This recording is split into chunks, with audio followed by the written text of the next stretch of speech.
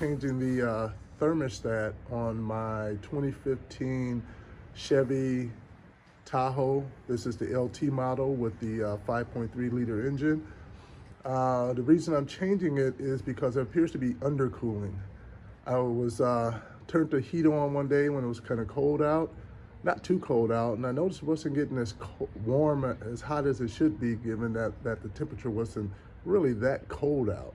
I looked at the temp gauge, and it was pretty low. I can't remember what it was, but it was really far down on the low side. I think somewhere around like 170, 180 mark. And so I ordered a new thermostat off of Amazon. This is a genuine GM one. And so I'm going to be installing it.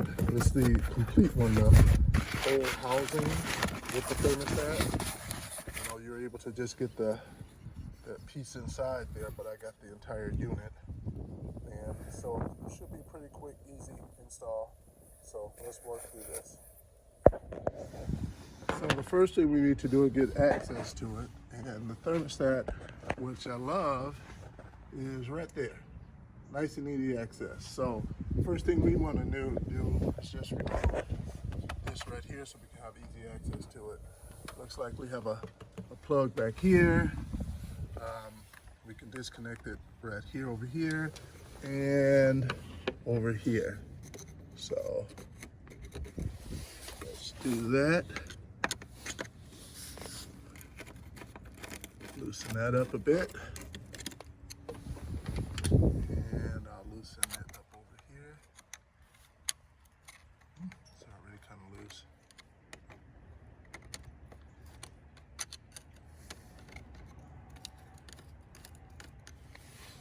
And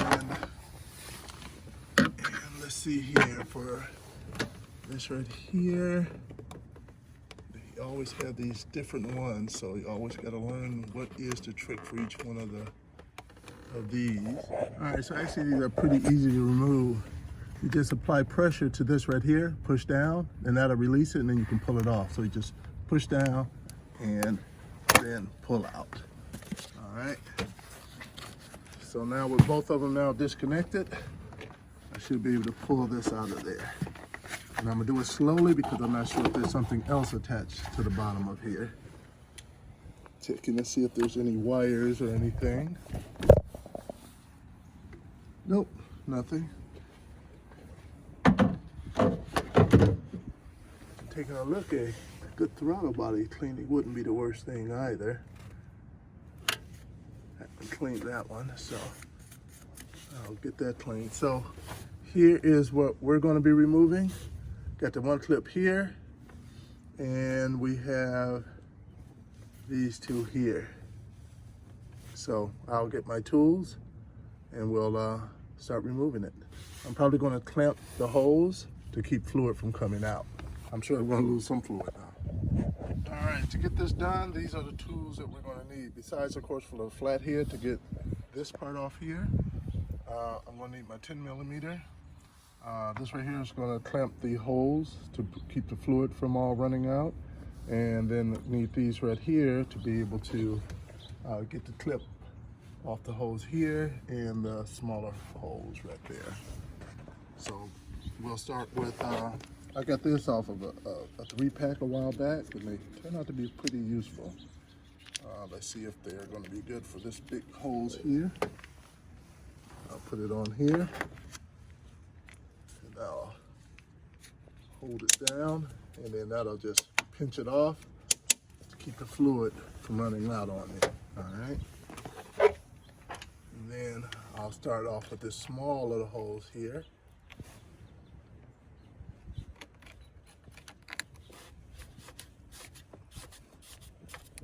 Work that up.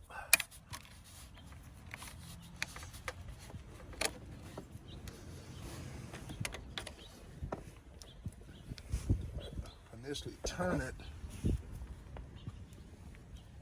because you'll break that seal that happened from being on there for a while, to make it a little easier to see here. No fluid should really come out of there, but it does there.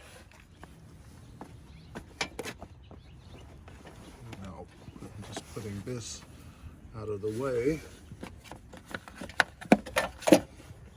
Now, I knew fluid was going to come out from there.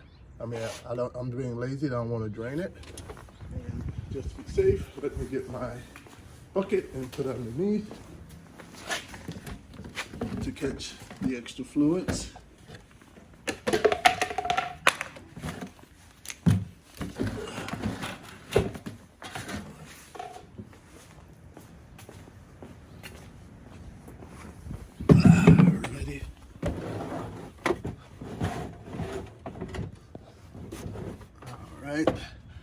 That should be in a good spot to catch those fluids as they run down. When that's all said and done, I'm just going to run some water over here to clean it all off because I know I'm going to get some on there. So now I'm going to take this hose here, take the clamp off over here on this one.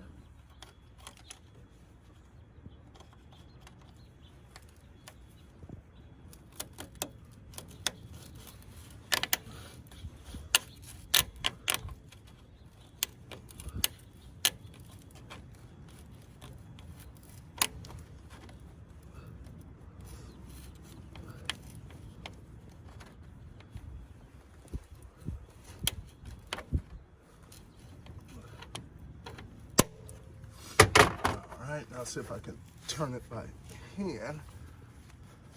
Really. Get it off a bit more.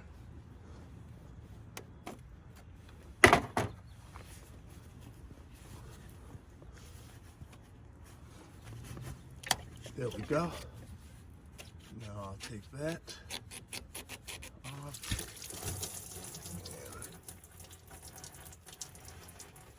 So there we go, and I'll put this hose up higher than the other hose so that it won't spill out anymore.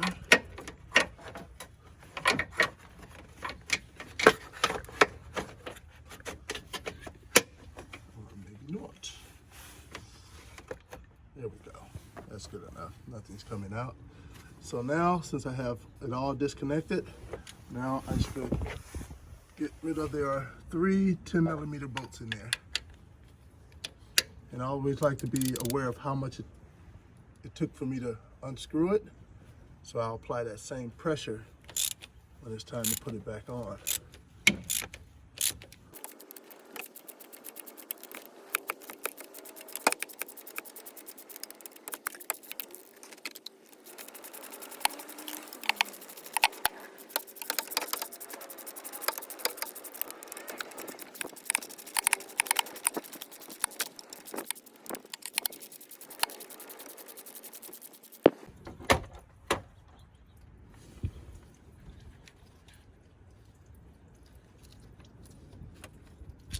There's one.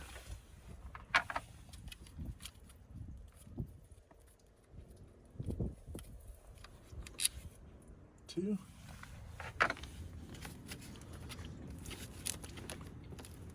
Back one, still a little tight.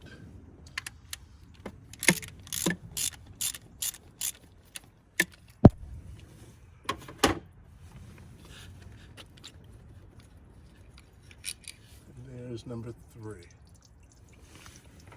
And now we're going to take it off.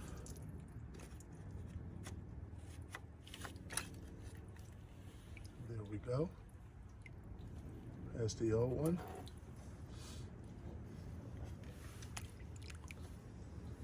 I know some people change them out for aftermarket ones that will open up at a lower temperature, but this is Wisconsin. You don't want that here. It's too cold in the wintertime. So I'm just going with the factory one that opens up at the temperature that they already have it set at. So here's the new one, and I'm just going to put it in the same way I took it out.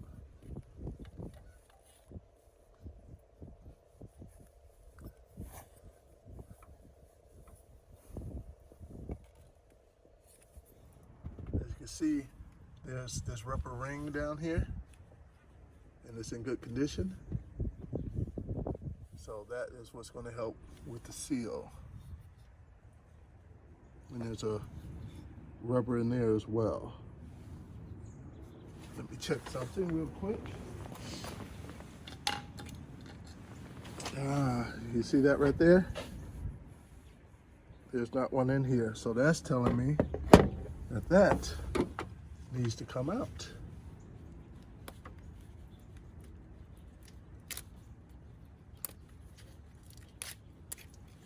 There we go, it's out of there. And so now, the factory one will set up in there. We'll make sure I don't have anything to clean up. All right, now we're gonna put it on.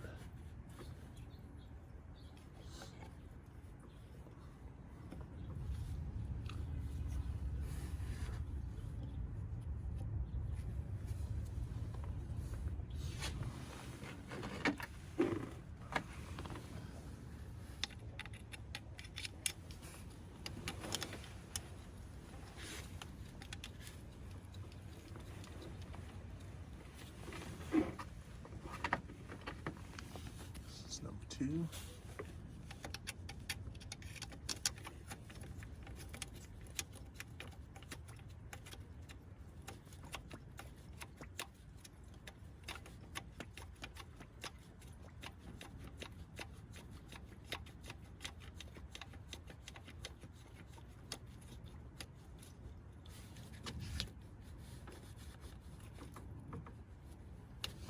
And now get third bolt. There we go. And get that in and start tightening it down.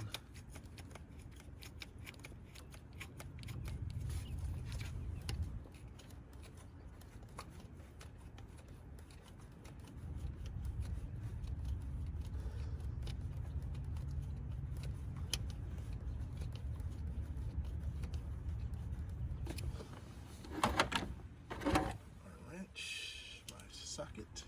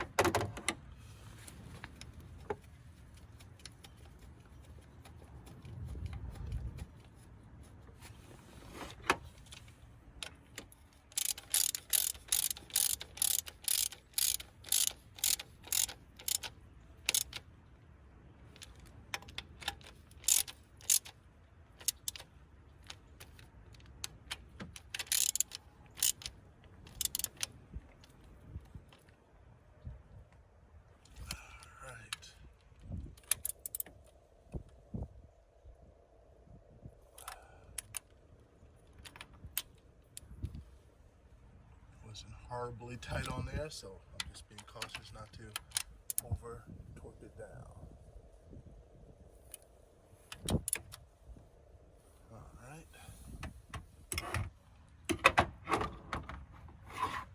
Now I'll start putting everything back on.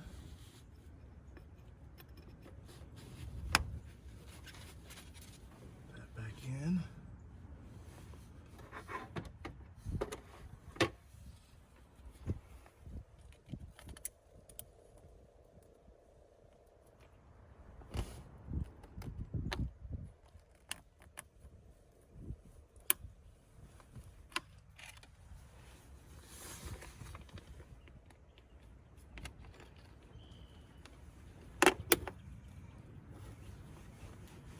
Coolant on my hands now, so it's easier for the wrench to start slipping out of my hand, my grasp.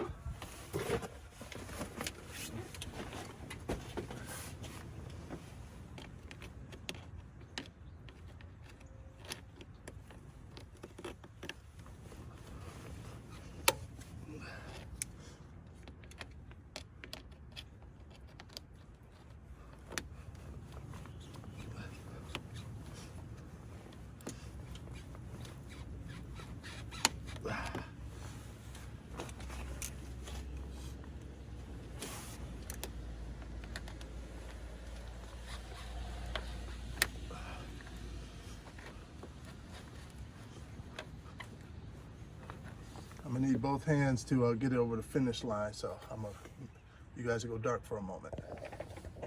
All right, got it all the way on. Have to use a little muscle. Now I'm going to put the overflow holes back on. There we go.